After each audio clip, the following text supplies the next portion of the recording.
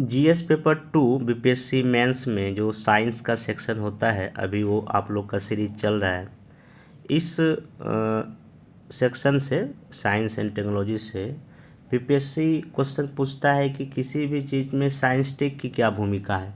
जैसे कि एग्रीकल्चर के विकास में, या बाढ़ या सूखा को कंट्रोल करने में साइंस टेक की क्या भूमिका है, या अर्बन डेवलपमेंट या स्मार्ट सिटी के विकास में साइंस टेक की क्या भूमिका हो सकती है, क्लाइमेट चेंज जो हो रहा है उसके प्रभाव को कम करने में साइंस टेक की भूमिका, या किसी स्कीम जैसे मेक इन इंडिया में साइंस टेक की क्या भूमिका हो सकती है, पोल्यूशन को कंट्रोल करने में साइंस टेक की क्या भूमिका हो सकती है। अगर आप प्रीवियस ईयर क्वेश्चन एक बार देखिएगा, इस तरह क्वेश्चन बीपीएससी बहुत सारा पूछा हुआ है। आज इस लेक्चर में बहुत सारा टॉपिक में कवर कर देता हूँ, और एक आपको अप्रोच मिल जाएगा कि इस तरह के प्रश्नों को कैसे सॉल्व करना है। तो मेरा सलाह ये होगा कि आप एक पेन और पेज ले लीजिए, और जो चीज़ें मैं बता रहा हूँ आप उसको एक रफ में लिख लीजिए, क्योंकि आपको ये काफ़ी काम आएगा। अगर आप इस लेक्चर को देख लेंगे तो क्वेश्चन अगर कुछ भी पूछेगा कि इस चीज़ में विज्ञान एंड तकनीक की क्या भूमिका है, आप उसको विथ एग्जाम्पल इजली लिखने के लायक रहेंगे, ठीक ना। तो वीडियो को ध्यान से आप लोग देख लीजिए। तो मैं यहाँ पे कुछ एरिया पहले से ले लिया कि कहाँ कहाँ से बीपीएससी क्वेश्चन पूछ सकता है। तो रोल ऑफ टेक्नोलॉजी या तकनीक की भूमिका कृषि के विकास में, पोल्यूशन को कंट्रोल करने में, खास करके जल प्रदूषण, वायु प्रदूषण, क्योंकि पोल्यूशन से क्वेश्चन बीपीएससी ऑलरेडी पूछ चुका है। उद्योग या इंडस्ट्री के डेवलपमेंट में, हालांकि मेक इन इंडिया से पूछा है, आगे जाके पूछ सकता है कि एमएसएमई के डेवलपमेंट में साइंस टेक का क्या भूमिका हो सकता है। क्लाइमेट चेंज, जलवायु परिवर्तन को कंट्रोल करने में साइंस टेक की क्या भूमिका यूज हो सकता है।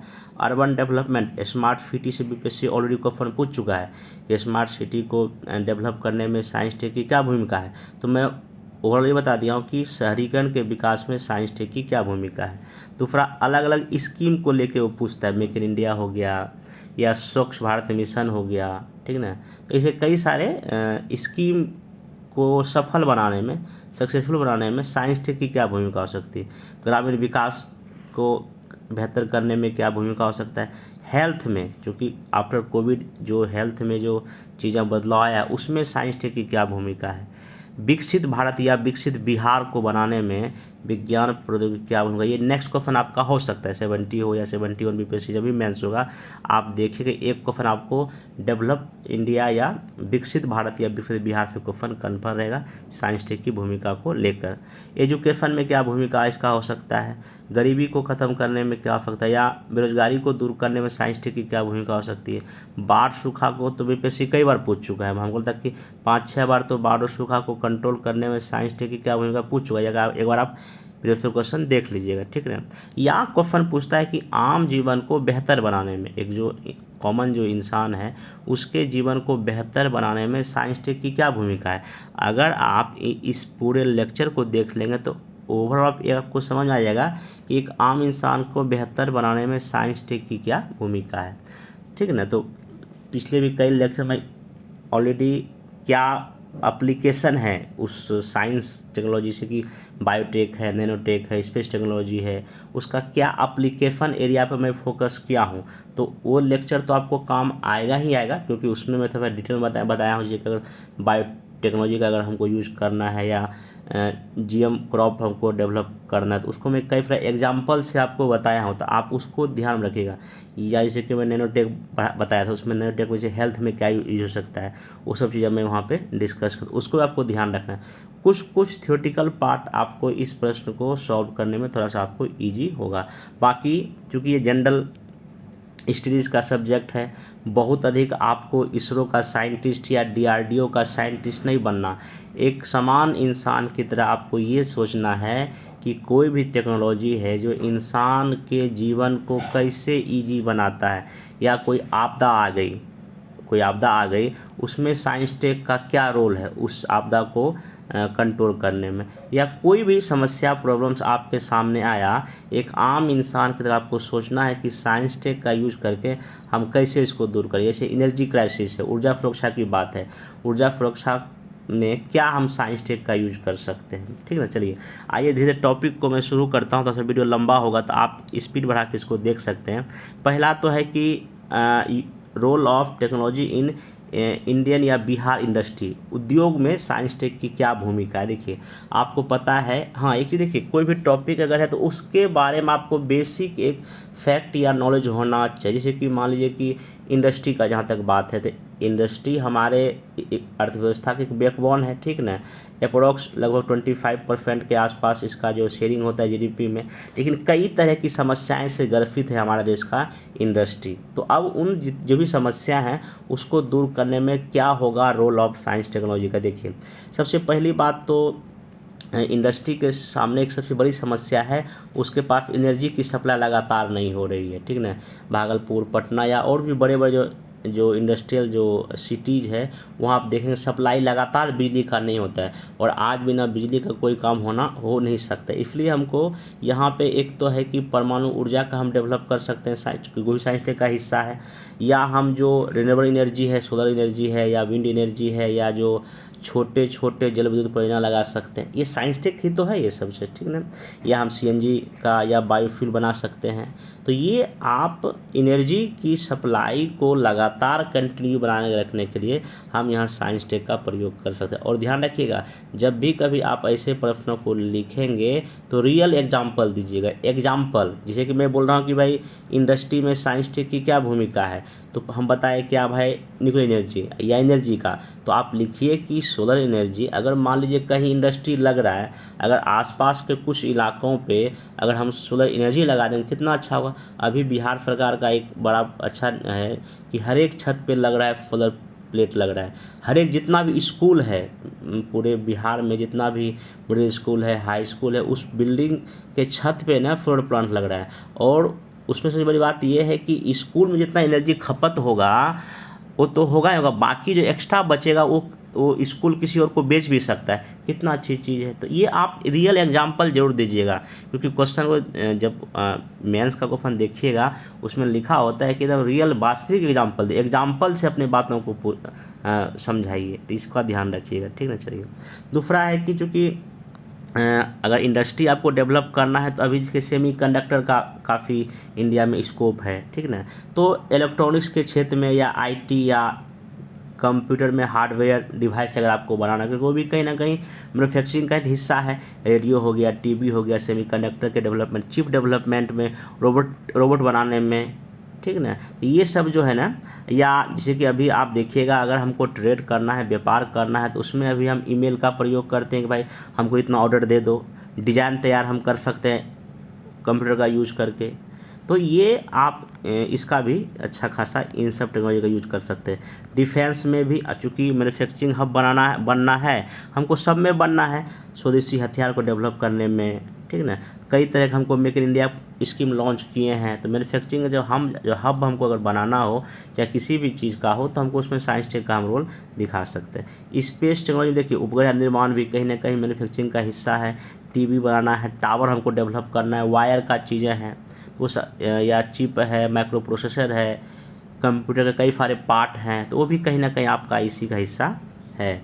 नैनो टेक्नोलॉजी एक इमर्जिंग टेक्नोलॉजी है, इसमें दिखा सकते हैं हम इसका यूज करके छोटे छोटे चिप बना सकते हैं, सेमीकंडक्टर डिवाइस कर सकते हैं, सिम छोटे छोटे बना सकते हैं, मोबाइल का मैन्युफैक्चरिंग कर सकते हैं, ठीक ना।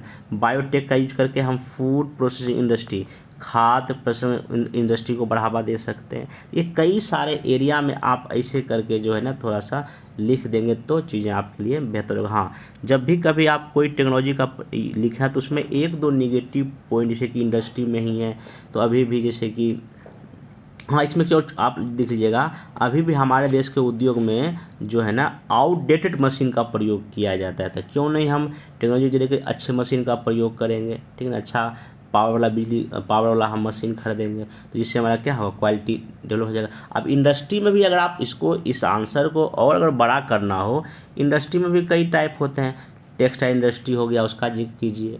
कपड़े उद्योग में मशीन का क्या प्रयोग हो सकता है, और भी छोटे कई इंडस्ट्री हैं, आप उसको एग्जाम्पल के साथ जो है ना लिखेंगे तो आपका आंसर, और एग्रो बेस्ड इंडस्ट्री के एग्जाम्पल दे सकते हैं, ठीक ना, कई सारे, या जो दवाई का जो इंडस्ट्री है उसका एग्जांपल दे सकते हैं, तो या शुगर इंडस्ट्री के एग्जांपल दे सकते हैं, वहाँ भी साइंस टेक का काफ़ी रोल है। जैसे कि हम अगर जब गन्ना का उत्पादन करेंगे तो उसमें सॉइल टेस्टिंग कर लेंगे, ठीक ना, या अच्छे किस्म का बीज का यूज करेंगे, या हम जीएम क्रॉप का यूज करेंगे चाहे गन्ना का ज़्यादा मिठास हो।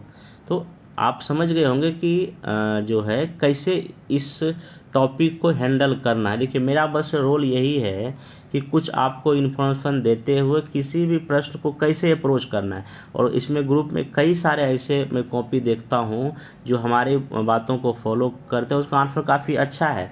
67 से लेके अब तक जो चीज़ें यही इसी तरह से मैं करा रहा हूँ। खैर पहले तो मैं इस तरह का वीडियो में नहीं बताता था, सिर्फ मैं आंसर राइटिंग कराता था, लेकिन इस बार से जो चीज़ें मैं डिस्कस कर रहा हूँ कि कैसे आंसर को लिखना है, टॉपिक को बताता हूँ, इससे काफ़ी लोगों को फ़ायदा हुआ है। तो इसलिए थोड़ा सा आप इस चीज़ों का अधिक से अधिक इसका मैक्सिमम आप लाभ उठाइए और अपना मेंस का तैयारी बेहतर ढंग से कीजिए। तो अगर आप स्पेशली अगर मेक इन इंडिया में अगर पूछ देगा कि हालांकि बीपीएससी पूछ भी चुका है कि मेक इन इंडिया को सफल बनाने में साइंस टेक का क्या रोल होगा, क्योंकि देखिए मेक इन इंडिया का मतलब कहीं ना कहीं इंडिया को एक विनिर्माण का हब बनाना है, मैन्युफैक्चरिंग हब बनाना, चाहे इलेक्ट्रॉनिक्स की बात हो जाए, आईटी की बात हो जाए, सेमीकंडक्टर की बात हो जाए, एनर्जी इसमें चाहिए हमको, डिफेंस की बात हो जाए, और औद्योगिक क्रांति 4.0 आर्टिफिशियल इंटेलिजेंस की बात हो जाए, रोबोटिक्स की बात हो जाए, मशीन लर्निंग की बात हो जाए, ये सब कहीं ना कहीं आपका मेक इन इंडिया का ही हिस्सा है। और इतना आप डिस्कस कर देंगे तो आराम से चीज़ें आपका हो जाएगा।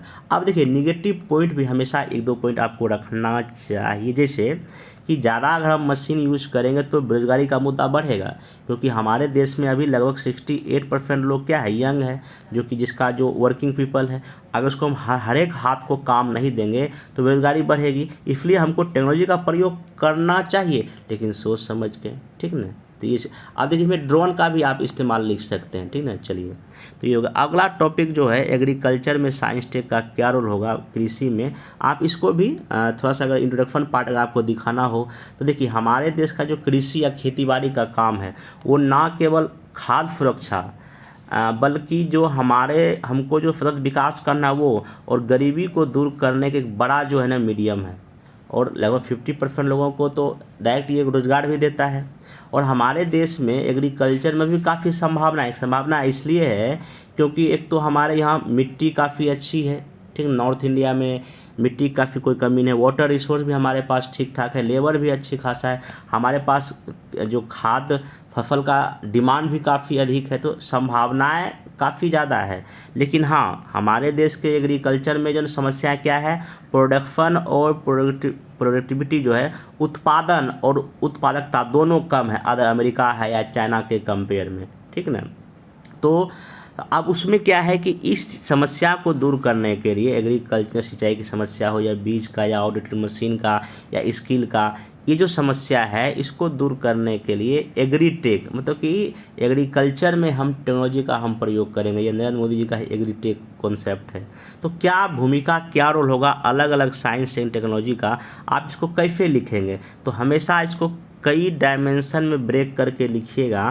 पहले देखिए अगर हम अंतरिक्ष अगर तकनीक का अगर यूज करेंगे, स्पेस टेक्नोलॉजी का, जैसे कि पहला बात है कि हम वेदर फोरकास्टिंग मौसम का हम लगा लेंगे पहले ही पूर्वानुमान।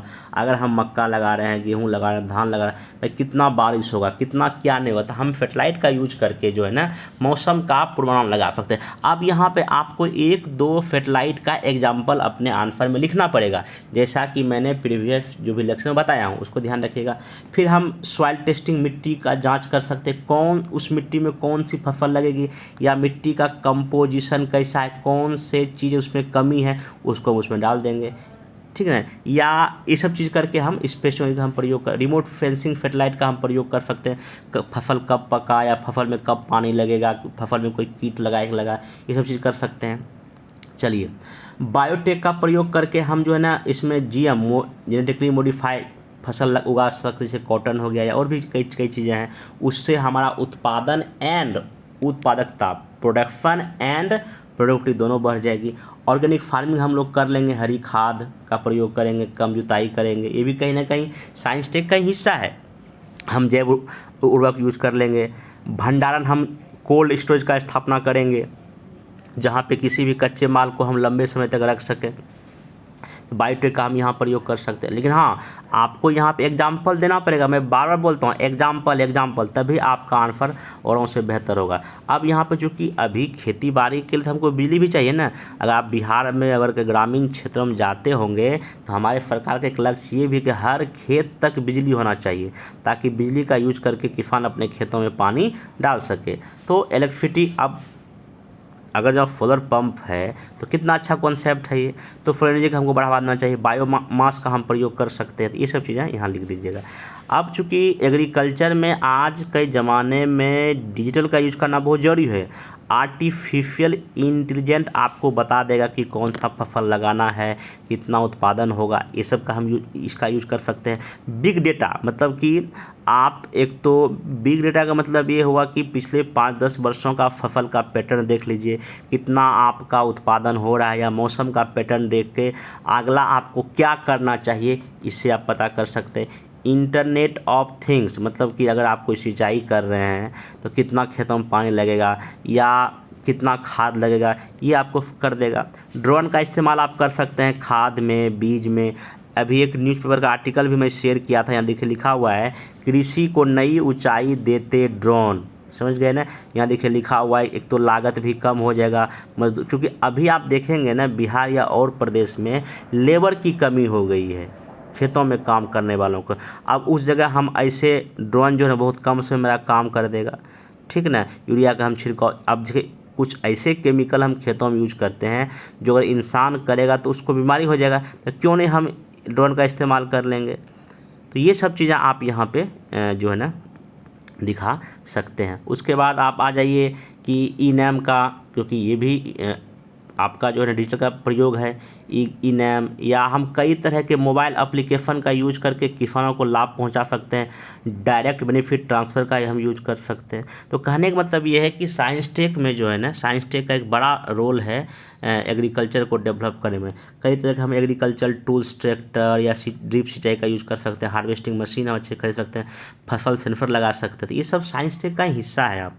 और अगर क्वेश्चन एक बार ये पूछ देगा कि कृषि रोड मैप 4 जो बिहार का है उसमें साइंस टेक का क्या भूमिका, देखिए कृषि रोड मैप जो 4 है उसका देखिए बेसिक क्या है कि बिहार के एग्रीकल्चर को बदलना और एक सस्टेनेबल एग्रीकल्चर डेवलपमेंट करना। इसमें सिंचाई, क्रॉप डाइवर्सिफाई की बात करता है, मशीन की बात करता है, मार्केटिंग की बात करता है और वैल्यू एडिड की बात करता है। इन सब में क्या साइंस टेक का प्रयोग आप ऊपर में जितना हम बताए वही लिख दीजिए। तो अच्छा, बिहार का डेटा डाल दीजिए कि 90% लोग ग्रामीण क्षेत्र में रहते हैं, मैक्सिमम लोग यहाँ एग्रीकल्चर पर डिपेंड। ये सब स्पेस का, बायोटेक का, इलेक्ट्रिसिटी का, डिजिटल का, अलग अलग साइंस टेक का यूज़ करके आप कृषि को बेहतर कर सकते हैं। लेकिन हाँ, मैं हमेशा बोलता हूँ कुछ कुछ आपको नेगेटिव पॉइंट भी होना चाहिए, जैसे कि इसमें समस्या क्या है हमारे देश के अगर कृषि में या साइंस टेक हम प्रयोग एग्रीकल्चर में करना चाहते हैं। पहला देखिए एजुकेशन और ट्रेनिंग की कमी, जैसे कि यहाँ पे देखिए ड्रोन में ही अगर हम इस्तेमाल करेंगे तो पहली बात तो ये है कि स्कूल किसान कैसे इसको ऑपरेट करना है उसमें समस्या, लेकिन यहाँ पे संचालन कैसे होगा तो एक कमी है। एजुकेशन भी अब हमारे देश के मैक्सिमम किसान के पास उतना एजुकेशन नहीं है। बेसिक जो स्ट्रक्चर है या खेतों तक सिंचाई की सुविधा या उनको सही समय पर लोन नहीं मिल पाता, ये तो बेसिक तो कमी है ही। इकोनॉमिक रूप से इनका इनकम काफ़ी लो है और क्लाइमेट चेंज एक बड़ी समस्या इन किसानों के सामने उभर कर सामने आ रही है, ठीक है। ऐसे करके आप लिख दीजिएगा। अब यहाँ पे एक क्वेश्चन बीपीएससी कई बार पूछ चुका है कि हमारे देश की जो आबादी बढ़ रही है उस आबादी को कंट्रोल करने में साइंस टेक का क्या रोल होगा। तो अभी आप हाल फिलहाल का मैं रिपोर्ट बताया भी था, लगभग 145 करोड़ के आसपास हम लोग हो गए हैं। लेटेस्ट डेटा ही है, पूरे दुनिया में हमारी आबादी सबसे अधिक हो गई है। अधिक जनसंख्या एक चिंता का विषय है। ऐसा क्यों? क्योंकि ये कहीं ना कहीं हमारे देश के जो रिसोर्स हैं उस पर ट्रेस या दबाव डालता है, ठीक ना। हाँ, हालांकि अगर इस बड़ी आबादी को आप एजुकेशन, हेल्थ, स्किल दे देंगे, यही आपके लिए बन जाएगा डेमोग्राफिक डिविडेंड। लेकिन हाँ, उसमें आपको इन्वेस्ट करना पड़ेगा। इसलिए एक चीज़ हो सकता है कि जो जनसंख्या बढ़ रही है उसको हम एक प्लानिंग वे में कंट्रोल करेंगे, ये नहीं कि प्रेफर देके आराम आराम से लोग। तो इसमें साइंस टेक का क्या रोल होगा? देखिए, सबसे पहली बात ये है कि फैमिली प्लानिंग जिसको हम बोलते हैं, परिवार नियोजन में हम सस्ती तकनीक अपनाने की ओर ध्यान देंगे। जैसे कि कुछ गर्म गोलियां हैं या कॉपर टीका है, ये सब कुछ ऐसे हम बहुत ही इस छोटे सस्ती टेक्नोलॉजी जो है हम ईजाद करेंगे जिससे लोग फैमिली प्लानिंग की ओर क्या हो, अट्रैक्ट हो। ठीक है। दूसरा, हम आईटी का प्रयोग करके या टीवी, रेडियो, इंटरनेट या यूट्यूब या सोशल मीडिया का प्रयोग करके हम जागरूकता बढ़ाएंगे कि बच्चे दो ही अच्छे, या और भी कई चीज़ें हम बताएंगे कि अगर 2 बच्चे होंगे तो आपको डेवलप अच्छे से कर पाएंगे। किसी भी अब 2 बच्चों को पढ़ाएंगे तो उसका ग्रोथ रेट ज़्यादा होगा, वो कहीं ना कहीं जाके हमारे देश पे योगदान देगा, अधिक बच्चे में आपका खर्चा ज़्यादा होगा। ऐसे हम जागरूकता, जैसे कि जीविका दीदी बिहार में है, उन सबको ये सब काम दिया जा सकता है, क्योंकि आप देखेंगे कि जीविका दीदी बहुत ही एक्टिव हो गई है हमारे राज्य में। तो जीविका दीदी के माध्यम से आप ये सब काम कर सकते हैं। रेडियो, टीवी, इंटरनेट का प्रयोग करके आप इस प्रोग्राम को आगे बढ़ा सकते हैं। परिवार नियोजन के लाभों को जनता तक हमको पहुंचाना पड़ेगा। भाई, प्लानिंग जो होता है, फैमिली प्लानिंग कि 2 ही बच्चे करना, इसको इसका लाभ क्या है, इसको जनता तक हमको क्या करना पड़ेगा, पहुंचना पड़ेगा। और सबसे बड़ी बात है कि हमको टेली एजुकेशन, मतलब कि एजुकेशन, क्योंकि नीतीश कुमार जी का एक लाइन भी है कि शिक्षा ही सबसे बड़ा गणनिरोधक है। अगर आप लोगों को शिक्षित करेंगे, शादी बहुत देर से होगा, बच्चे भी कम पैदा होंगे, तो अच्छा कॉन्सेप्ट है। इसलिए जो है ना, एजुकेशन अगर दीजिएगा, बच्चे अगर जाओ उस आदमी को रोजगार दीजिएगा, तो ऑब्वियस सी बात है कम बच्चे पैदा होगा। एक लड़की है, अब बिहार में मोस्टली आज से अगर 5 साल पहले जाएंगे, 10 साल पहले, तो क्या होता था, लड़की का शादी 12, 13, 14 साल में हुआ। अभी भी देखिए कई सारी जगह 15 साल में लड़की शादी हो गया। अगर 15 साल में अगर शादी हुआ तो ऑब्वियस सी बात है अब वो 2-3 साल बाद बच्चा होगा, उसको आबादी बढ़ेगा। तो अगर वही लड़की अगर पढ़े लिखे के शादी होगा 25-30 में, तो बच्चा कम पैदा होगा। तो ये भी एक बड़ा कॉन्सेप्ट है। एजुकेशन मोस्ट इम्पोर्टेंट है आबादी को कंट्रोल करने के लिए। अब एजुकेशन को बेहतर करने के लिए आप टेली एजुकेशन का यूज कीजिए, ग्रामीण क्षेत्रों तक ई लाइब्रेरी पहुँचाइए, ई बुक्स पहुँचाइए। तो आप ये भी साइंस टेक का प्रयोग है, ठीक ना। और मेडिसिन की सुविधाएं क्या कहिए, बढ़ाइए। तो ये सब साइंस टेक का ही प्रयोग है। अगला क्वेश्चन ये है कि एक बार बीपीएससी पूछ चुका है 56 या 59 में, हमको ध्यान नहीं है एग्जैक्ट। इसमें क्वेश्चन पूछा था कि संसाधन को बचाने में या रिसोर्स मैनेजमेंट करने में साइंस टेक की क्या भूमिका है। अब देखिए, संसाधन का मतलब तो कई हो सकता है, वाटर हो सकता है, आपका फॉरेस्ट संसाधन हो सकता है, ह्यूमन रिसोर्स, कई तरह के संसाधन हो सकते हैं। तो संसाधन को बचाने में साइंस टेक की वजह, अगर मैं एग्जांपल लेता हूँ, अगर वो जल संसाधन की बात लिखना अगर हो, वाटर रिसोर्स, इसमें क्या कीजिएगा, रिमोट सैटेलाइट या सेंसर का प्रयोग करके हम ये पता लगाएंगे कहाँ पानी कम है, कहाँ ज़्यादा है, किस तालाब में पानी है, किस में नहीं है। ड्रिप सिंचाई का हम प्रयोग करेंगे क्योंकि इसमें पानी की काफ़ी बचत होगी। रेन वाटर हम हार्वेस्टिंग, मतलब वर्षा जल को हम संग्रह करेंगे। हम पानी का रिसाइकल, अगर मान लीजिए कि अगर आप कपड़ा धोते हैं, तो अगर कपड़ा हम लोग 2 या 3 बार में कपड़ा साफ़ होता है, जैसे एक बार आपने पानी डाला वो काफ़ी गंदा है, दूसरी बार जब हम कपड़ा को उस पानी में डालते थोड़ा सा पानी साफ़ निकलता है। इस साफ़ पानी का प्रयोग आप किसी और चीज़ में कर सकते हैं, तो इसको बोलते हैं रिसाइकल हम कर सकते हैं। या जो पानी गंदा है उसको हम किसी आरओ या किसी और वाटर ट्रीटमेंट से हम पीने योग्य बना सकते हैं। सीवेज ट्रीटमेंट प्लांट हमको लगाना चाहिए। नदी जोड़ो परियोजनाएं हम लागू कर सकते हैं। गंगा जल आपूर्ति जैसी प्रोजेक्ट को भी हम इम्प्लीमेंट कर सकते हैं। बीपीएससी को फन यहाँ से पूछ चुका है। हम डैम बना सकते हैं वाटर को क्या कहते हैं बेहतर करने के लिए। अगला है जो हमारे पास फॉरेस्ट है, जो वन संसाधन है, हम कृषि वानिकी का बढ़ावा दे सकते हैं, वृक्ष को लगा सकते हैं। और अगर हम कहीं कोई प्लांट लगाए हैं उसमें जीपीएस फिट कर देंगे, कोई इसको तोड़ तो नहीं रहा है, काट तो नहीं रहा है। और जो विलुप्त प्रजाति है उसको हम बायोटेक के जरिए जो है ना बेहतर कर सकते हैं।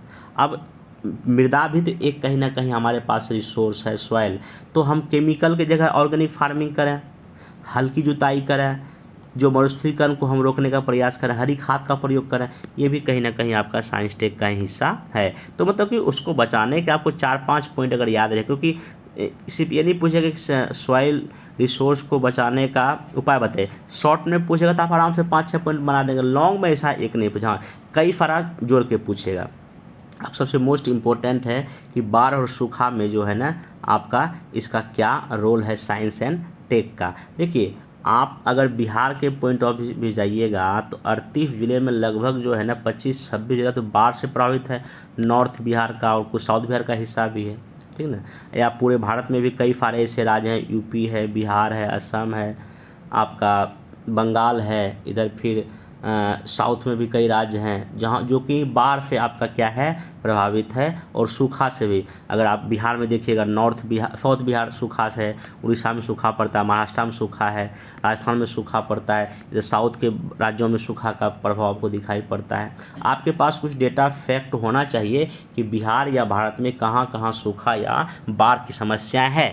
अब इसको कंट्रोल करने के लिए साइंस टेक का क्या प्रयोग कर सकते हैं। देखिए, हमको एक ईयरली वार्निंग सिस्टम लागू करना चाहिए, पूर्ण चेतावनी। हालांकि अभी हमारे देश में है भी, जैसे कि इस बार बारिश नहीं होगी, तो अगर मान लीजिए अगर रिपोर्ट आती है कि बारिश नहीं होने का मतलब ये सूखा पड़ेगा, तो इसको हम बोलते हैं ईयरली वार्निंग सिस्टम, ठीक ना। कब एल निनो एक्टिव होगा, कल लाइना एक्टिव होगा, इससे हमको ये पता चल जाएगा कि बाढ़ आएगा कि सूखा होगा। रिमोट सेंसिंग सैटेलाइट या ऑटोमेटिक वेदर स्टेशन हमको स्थापित करना चाहिए, जो हमेशा हमको मौसम की जानकारी देते रहे, कब बारिश पड़ेगी, कब सूखा होगा। हमको डॉपलर रडार लगाना चाहिए, मेट्रोलॉजिकल सैटेलाइट का प्रयोग करना चाहिए। तो ये सब हमको साइंस टेक का प्रयोग कर सकते हैं। स्पेस टेक्नोलॉजी का और ड्रोन का इस्तेमाल हमको करने की आवश्यकता, जैसे मान कहीं बाढ़ आ गया, ठीक है, कितना बाढ़ से एरिया प्रभावित हुआ, या बाढ़ प्रभावित क्षेत्रों तक अगर हमको कोई सुविधाएं पहुंचाएं तो कैसे पहुंचा, या सूखा में भी हम किसका यूज़ कर सकते हैं। सुपर कंप्यूटर क्या कर सकता है, वो कई तरह के डेटा का एनालिसिस करके हमको ये बताता है कि इस बार बाढ़ आएगा कि सूखा आएगा, इसका हमको इस्तेमाल कर सकते हैं। इंटरनेट और कम्युनिकेशन, जैसे अगर कहीं बाढ़ आ गया, ठीक है ना, या बाढ़ आने वाला, सूखा आने वाला है, हमको इंटरनेट या कम्युनिकेशन का प्रयोग करके इन क्षेत्रों में लोगों तक जानकारी हमको पहुंचा देनी। क्योंकि देखिए, किसी भी आपदा के आने से पहले हम अगर उपाय कर लेंगे तो बहुत हद तक उससे हम बच भी सकते हैं। हमको जानकारी को फैलाना चाहिए। अब देखिए, सूखा या बाढ़ को ख़त्म करने का या उसको कंट्रोल करने का एक तरीका ये भी जो बायोटेक्नोलॉजी है। अगर सूखा आएगा तो हम क्यों नहीं ऐसे फसल का हम वो बनावें जो कि वाटर को मतलब कम पानी में भी उग जाए। या जो मैनग्रोव है, मैनग्रोव ऐसा वो है, वन है जो कि पानी में रहता है। अगर हम उसके जीन को निकाल के, अगर हम कोई ऐसा उसके जीन का इस्तेमाल करके हम कोई ऐसा प्लांट तैयार करें, वो तो पानी में भी उग जाएगा, बाढ़ में हम कर सकते हैं, मखाना खेती ऐसी चीज़ें कर सकते हैं। तो मतलब कि बायोटेक्नोलॉजी का प्रयोग करके हम ऐसे प्लांट तैयार कर सकते हैं। ये नीम का पेड़ है, उसका जीन लगाएंगे तो हम कम पानी में भी पौधे उगा सकते हैं। तो ऐसे फसल बनाइए जो कम पानी में भी हो जाए और पानी में भी हो जाए, इसका हम बेहतर यूज़ कर सकते हैं। फूड फोर्टिफिकेशन कर सकते हैं, अगर सूखा अगर पड़ जाएगा, उत्पादन काफ़ी कम हो जाएगा, तो हम फूड में बेहतर पोषक तत्व डाल सकते हैं। डैम बना सकते हैं। देखिए, डैम या नदी जो परियोजना से दोनों काम हो सकता है। बाढ़ को भी हम कंट्रोल कर सकते हैं, सूखा को भी कंट्रोल हम कर सकते हैं, ठीक ना। चलिए, मल्टीपर्पज़ प्रोजेक्ट, वही नदी जोड़ो परियोजना, जैसे हीराकुंड डैम बना हुआ है, ऐसे कई सारे डैम हमारे देश में ऑलरेडी है।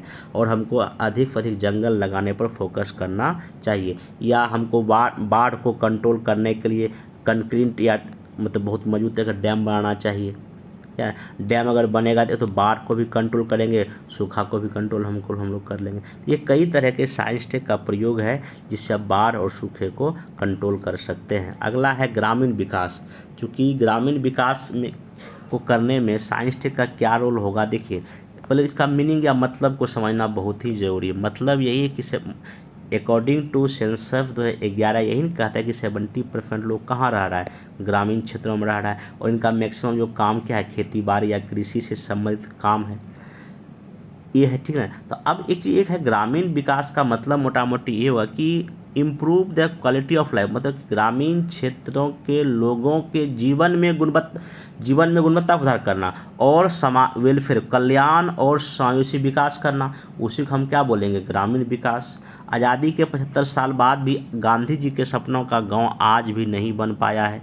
तो अब गांधी जी के सपनों का भारत या ग्रामीण क्षेत्र को बनाने में साइंस टेक का भूमिका, आपको लिखने से पहले आपको मोटा मोटी क्या समस्याएं हैं ग्रामीण क्षेत्रों में, ये पता आपको होना चाहिए। तो अगर आप प्रॉब्लम्स की बात करेंगे तो पहली बात देखिए, एग्रीकल्चर में कई तरह की समस्याएं हैं, जैसे कि कम उत्पादन होना, कम प्रोडक्टिव होना, सिंचाई सुविधा नहीं होना, बीज नहीं होना, सॉइल की टेस्टिंग नहीं होना। तो अब इन सब चीज़ में मैं ऑलरेडी साइंस टेक की क्या भूमिका हूँ बता चुका हूँ। एग्रीकल्चर में हमको फर्टिलाइट का प्रयोग करके मौसम का हमको अनुमान लगा सकते हैं। बेसिक इंफ्रास्ट्रक्चर, रोड हो, बिजली हो, इसकी कमी है। गरीबी ग्रामीण क्षेत्र में ज़्यादा है, बेरोजगारी भी ज़्यादा है यहाँ पे। ड्रिंकिंग वाटर नहीं है, पीने का पानी का अभाव हो गया है ग्रामीण क्षेत्र में भी। हेल्थ की पहुँच नहीं है, एजुकेशन की पहुँच नहीं है, और छोटे छोटे स्मॉल इंडस्ट्री नहीं है। तो आप सबसे पहले एक क्या करें कि आखिर ग्रामीण भारत में समस्याएं क्या है, और उस समस्या को दूर करने में साइंस टेक का क्या भूमिका हो सकता है, आपको बेहतर समझ में आ जाएगा। भाई अगर डॉक्टर क्या करता है, पहले देखता है कि कौन सा बीमारी है, उसके अकॉर्डिंग हुई वो मेडिसिन चलाते हैं। तो वही चीज़ यहाँ पे है, आपको मोटा मोटी ग्रामीण भारत की क्या समस्याएं पता चल गया। तो अब उसको दूर करने में क्या रोल होगा साइंस टेक का, स्पेस टेक्नोलॉजी का वही प्रयोग कीजिए। देखिए वही मैं बोला था ना, अगर आप इफ लेक्चर को देख लेंगे तो अगर रोल पूछेगा किसी भी चीज़ में साइंस टेक का ना, आप उसको इजीली हैंडल कर लेंगे। वही मौसम का लगाइए पूर्वानुमान, अच्छे फसल उगाइए, फर्टिलाइट का प्रयोग करके आप कम्युनिकेशन सिस्टम व्यवस्था कीजिए, ठीक ना। फिर उसके बाद यहाँ पे जो है ना, बायो टेक्नोलॉजी का भी आप प्रयोग कर सकते हैं, क्योंकि देखिए उत्पादन और उत्पादकता दोनों बढ़ाएंगे तभी ना किसानों की आय बढ़ेगी जो ग्रामीण क्षेत्र में है। तो बायोटेक का आप प्रयोग कर सकते हैं। एग्रीकल्चर इंडस्ट्री में एग्जांपल आपको बता चुका हूँ।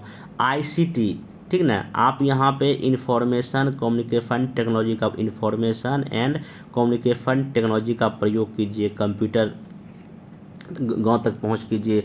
ग्रामीण क्षेत्रों में भी सॉफ्टवेयर डेवलपमेंट की छोटे छोटे कंपनी लग सकता है, हार्डवेयर वहाँ बन सकता है, इलेक्ट्रॉनिक्स का वहाँ प्रोडक्शन हो सकता है, ठीक ना। इंटरनेट की सुविधा है, वहाँ जाके ऑनलाइन प्रोसेस हो सकता है, क्योंकि अभी भी ग्रामीण क्षेत्र में ऑनलाइन काम तो बहुत सारा स्कोप है। एनर्जी के लिए हम ग्रामीण क्षेत्रों के छतों पे सोलर प्लांट लगा सकते हैं। विंड एनर्जी का, बायोमास का तो बहुत बड़ा स्कोप वहाँ पे बनता है। टेली मेडिसिन, क्योंकि ग्रामीण क्षेत्रों में डॉक्टर की उपलब्धता नहीं है, तो ऑनलाइन हम डॉक्टर उपलब्ध करा सकते हैं, रोगी से अपना इलाज करा सकते हैं। वो एजुकेशन के लिए हम चीज़ें कर सकते हैं। कई ऐसे ग्रामीण समस्याएं हैं जिसका उपाय जो है ना मोबाइल एप्लीकेशन में छुपा हुआ है। जैसे कि आरोग्य सेतु जब बना तो उसमें क्या हुआ था, कोविड के समय बनाया गया था। ऐसे कई तरह के हम मोबाइल एप्लीकेशन बना के, जैसे कि वज्रपात आ जाता है, बिहार सरकार ने एप्लीकेशन बनाया। तो एप्लीकेशन बना के भी हम कई ग्रामीण समस्याओं को इजीली हम दूर कर सकते हैं। एग्रीकल्चर, चूँकि ग्रामीण क्षेत्र में हम ड्रोन का इस्तेमाल कीजिए, इंटरनेट ऑफ थिंग्स का प्रयोग कीजिए, आउटडेटेड मशीन को हटा के नई मशीन का प्रयोग कीजिए, ये सब कर सकते हैं। और चूँकि ग्रामीण क्षेत्रों के विकास को करने के लिए एक होता है इंक्लूजन, समावेशी विकास करना है हमको, फाइनेंशियल भी, जैसे कि मान लीजिए कि जनधन खाता है या आधार है, मोबाइल से उसको लिंक, जैम जिसको हम लोग बोलते हैं, ऐसे हम काम कर सकते हैं, ठीक ना। उसके बाद जो है आपका यहाँ पे सोशल के लिए, जैसे कि मान लीजिए कि पीडीएस सिस्टम है, तो पीडीएस सिस्टम में बेहतर चीज़ें नहीं हो पाती है, तो उसमें लीकेज को हम कम कर सकते हैं। इकोनॉमिक क्षेत्र में हम कई तरह के छोटे छोटे इंडस्ट्री लगा दिए, बैंकिंग सेक्टर का डेवलप कर सकते हैं। तो ये सब हम करके जो है ना साइंस टेक का प्रयोग करके अपने ग्रामीण क्षेत्रों का एक बेहतर हम विकास कर सकते हैं। अब देखिए सरकार, अब कुछ सरकार के आपको इनिशिएटिव भी याद होने चाहिए। जैसे कि आप पढ़े होंगे एक कार्यक्रम का नाम है डिजिटल इंडिया, जिसमें 9 पिलर है। एक का नाम है भारत नेट कार्यक्रम। ये सब क्या है, ये सब तो ग्रामीण विकास के दृष्टिकोण से ही तो सरकार के साइंस टेक के क्षेत्र में प्रयास हैं, ये भी आपको याद रखना चाहिए। चलिए अब है कि शहरी विकास या अर्बन डेवलपमेंट या स्मार्ट सिटी को डेवलप करने में साइंस टेक का क्या रोल होना चाहिए। तो आपको मोटा मोटी ये पता होना चाहिए, अप्रोक्स 30% अकॉर्डिंग टू जनगणना 2011 के अनुसार लोग कहाँ रह रहे हैं, पॉपुलेशन जो रह रहा है आपका शहर में। लेकिन अभी मोटा मोटी अनुमान ये है कि 40% हो गया, इससे अधिक ही हो गया, ठीक ना। क्योंकि जनगणना 2011 के अनुसार जो है ना बिहार में लगभग 11% लोग शहर में, लेकिन सरकार का कहना 15% होगा, तो भारत के लेवल पे बढ़ा होगा ना। तो देखो एक चीज़ है कि शहर को ना विकास का इंजन कहा है, drivers of the socio economic development शहर को कहा जाता है, ठीक ना। तो जब ऐसा बात है तो क्या हो सकता है रोल ऑफ साइंस टेक। तो आपको सबसे पहले कि भाई हमारे देश के शहर की क्या समस्या है, शहर की समस्या क्या है, कम जगह है, लोग ज़्यादा हो गया है, माइग्रेट पीपल आ रहे हैं वहाँ पे, ड्रिंकिंग वाटर नहीं है, प्रदूषण की समस्या काफ़ी ज़्यादा हो गई है, ठीक ना। तो सेफ्टी की समस्या वहाँ पे हो गई है। तो हमको शहरीकरण के डेवलपमेंट में, स्मार्ट सिटियाँ बनाने में साइंस टेक का रोल पहला देखिए। अगर आप कोई शहर डेवलप करते हैं, आपको मैपिंग तो करना पड़ेगा ना, प्लानिंग तो करना पड़ेगा। तो मैपिंग या प्लानिंग करने में आप स्पेस टेक्नोलॉजी का प्रयोग कीजिए। सेफ्टी के लिए आप जीपीएस प्रणाली का यूज कीजिए, आप IRNSS का प्रयोग कीजिए नेविगेशन के लिए। प्लानिंग आप स्पेस टेक्नोलॉजी से रिमोट सेंसिंग का यूज कर सकते हैं। अब इंफॉर्मेशन एंड कम्युनिकेशन टेक्नोलॉजी जो है आपका, सूचना एवं जो संचार प्रौद्योगिकी है, ई गवर्नेंस का प्रयोग, क्योंकि विदाउट ई गवर्नेंस तो आपका स्मार्ट सिटी होगा नहीं। सब काम ऑनलाइन होगा, या सरकार की सेवाएं हो या अदर कोई सेवा, ऑनलाइन कोई फॉर्म भरना हो, कास्ट सर्टिफिकेट में, सब कहीं ना कहीं आपका इसी से होगा। ई बैंकिंग सुविधाएं हो सकती है, ई नैम, तो बहुत सारी चीज़ें ना आप ICT के जरिए कर सकते हैं। बायोटेक का प्रयोग करके आप प्रदूषण को कम कर सकते हैं। छोटे छोटे यहाँ भी फूड प्रोसेसिंग इंडस्ट्री आप बायोटेक का प्रयोग करके यूज़ कर सकते हैं। एनर्जी, हर एक जो घर होगा उसके छत पे हम कहीं ना कहीं लगा देंगे, सोलर प्लांट लगा देंगे। ग्रीन बिल्डिंग बनाए, क्योंकि अभी देखिए जो है ना आपका ग्लोबल वार्मिंग की वजह से जो शहरों के जो तापमान बढ़ रहा है, जो हीट वेव जो हो रहा है, ग्रीन बिल्डिंग का हम निर्माण करेंगे, छत पे बागवानी करेंगे, ऑर्गेनिक फार्मिंग छत के एरिया पे हम लोग करेंगे। तो ऐसे कई सारा रोल है साइंस टेक का, जिसमें हम स्मार्ट सिटी में डिजिटल इंडिया का यहाँ यूज़ कर सकते हैं, ठीक ना।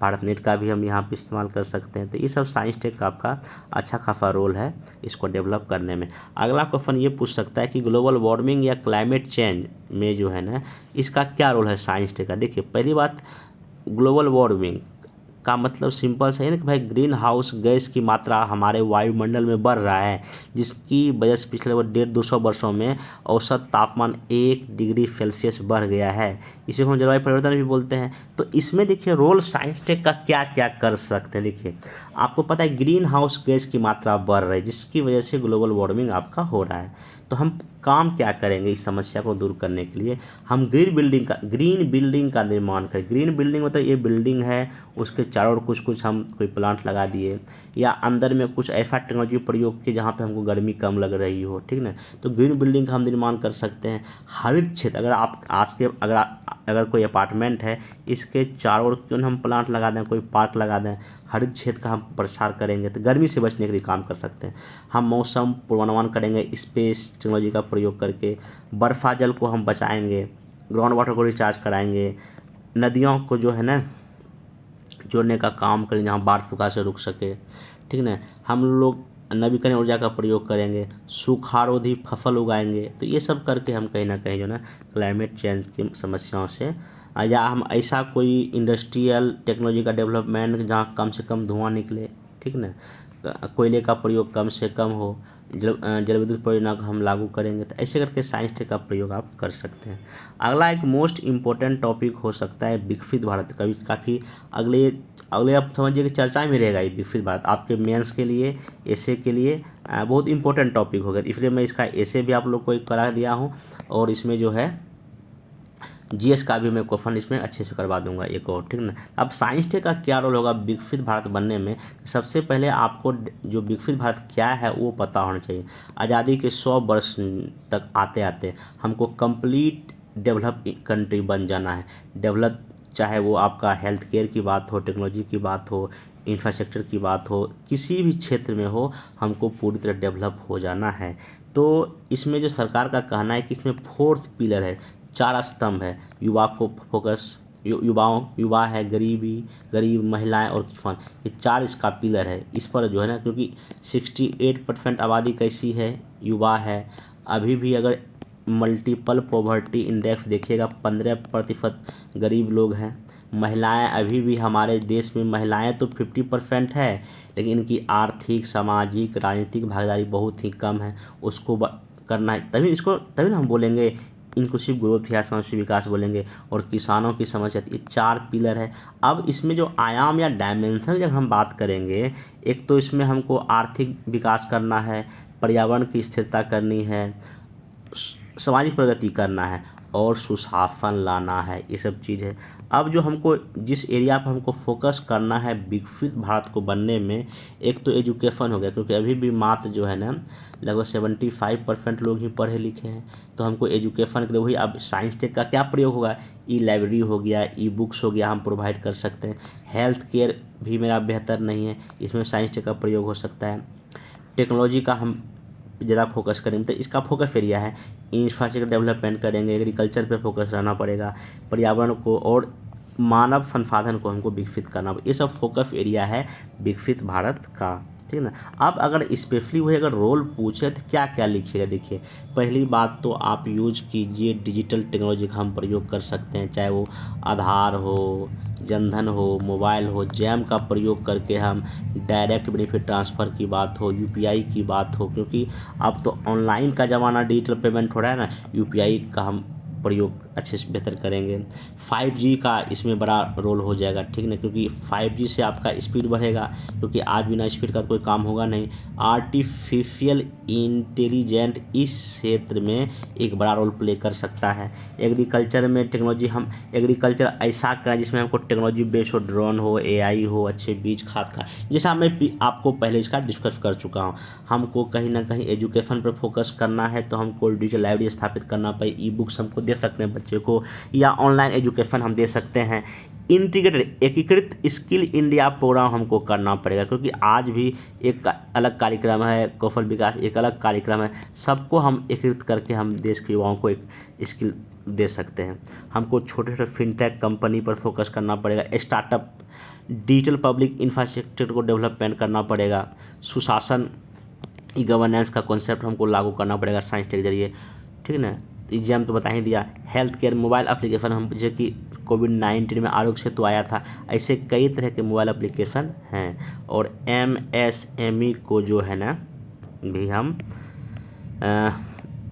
बढ़ावा हमको देना पड़ेगा, चाहे टेक्सटाइल इंडस्ट्री की बात, छोटे छोटे स्मॉल इंडस्ट्री में हम साइंस टेक का बेहतर प्रयोग, अच्छे मशीन का प्रयोग करेंगे, एनर्जी का प्रयोग करेंगे, तो चीज़ें बेहतर होगा। तो विकसित भारत बनने में आप साइंस टेक के अलग अलग इतने सारे बातों को, स्पेस का भी यूज कर सकते हैं, डिफेंस का भी, क्योंकि विकसित भारत का मतलब डिफेंस टेक्नोलॉजी में बेहतर हमको होना है, ठीक ना। एनर्जी का आप लिख सकते हैं, ये सब कई सारे बातें यहाँ पे दिखा सकते हैं। तो ये रहा मोटा मोटी मैं कोशिश किया कि टेक्नोलॉजी के मतलब रोल ऑफ टेक्नोलॉजी कैसे लिखा जाए वो। बाकी इसमें जो भी प्रीवियस ईयर क्वेश्चन पूछा है, एक अलग लेक्चर में जितना भी रोल से रिलेटेड क्वेश्चन है वो मैं एक अलग, हालांकि मैक्सिमम आपका इसमें डिस्कस मैं कर ही दिया, प्रीवियस ईयर के बेस पर भी ये नोट्स तैयार किया गया, तो मैं मैक्सिमम बातें डिस्कस कर ही दे, लेकिन फिर भी मैं एक बार फिर से जितना भी क्वेश्चन प्रीवियस में पूछा इस टॉपिक से, वो भी मैं एक अलग लेक्चर में डिस्कस कर दूंगा। और इतना आप मोटा मोटी विश्वास रख सकते हैं कि अगर आप इस वीडियो को देख लेंगे, ठीक ना, और जितना भी प्रीवियस क्वेश्चन लिख लेंगे, जितना मैं कराऊंगा अभी जो वीडियो बनाऊंगा, उतना करने के बाद इस टॉपिक से आपका क्वेश्चन नहीं छूटेगा। अगर कितना भी क्वेश्चन घुमा के आएगा, तो इन सारे ज्ञान का आप इस्तेमाल करके आराम से आंसर लिख के आ जाएंगे, ठीक ना। चलिए, तो वीडियो देखिए, अब मिलेंगे नेक्स्ट वीडियो में। Thank you.